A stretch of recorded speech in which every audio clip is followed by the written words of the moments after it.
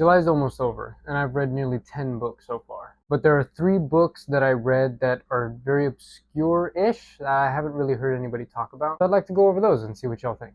The first book I have is called The Verdant Cage. I picked this up probably close to July 2nd or 3rd. It presents itself in the synopsis as kind of like a mystery thriller type dystopian world. The kind of book that halfway through you get a little bit disappointed because it turns from mystery thriller to more like, okay, this is Maze Runner. That being said, though, I mean, it was a pretty good book. I give it about 3 stars. It was an interesting little dystopian world about this people who were trapped in this like big wall like thing, kind of like Maze Runner. Something happens between the people who have been living harmoniously with each other for centuries, and something disastrous happens that's unheard of. I thought this book was a single book. I thought it was a standalone. Come to find out, it's not. It's the first in a series, and the other 3 books, or the other 2 books, are supposed to come out later within the next couple of years. It wasn't the best read. I won't say that it was the best read, but I mean, if you definitely like that dystopian-like vibe and you're not going into it hoping for a mystery thriller that's a standalone and you're looking for a new series, you guys might really like this book. Let me know what y'all think. The most recent book I've read was a book called All We Hunger For.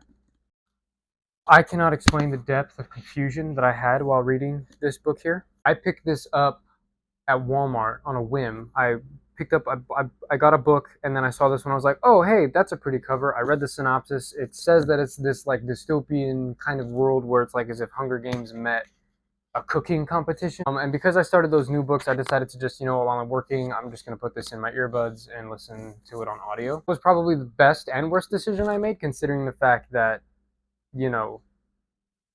I couldn't really read it on my own. I knew that if I didn't listen to an audio, I doubt I was going to finish this book. I mean, these pages are like full to the brim with words, and like the chapters aren't halfway down, like they're completely at the top. So it's got a lot in it. It was just a really weird experience listening to it. People would be reading in perfect English and it would sound just fine, but then every other couple words they would say in a French accent, and it really threw me off. Typically, that's not an issue, but I mean, if you guys haven't seen Jason Bourne, please watch that. One, it's a great movie. But the first movie, the main villain, the main protagonist in that film, imagine him speaking, trying to sound like a woman. It threw me off so hard. I can't tell you how many times I was like, what am I listening to right now? But I gave it a 2 stars. I wouldn't recommend this book. If you want to give it a chance and see if maybe my taste is just thrown off, but All We Hunger For is not on my recommended list.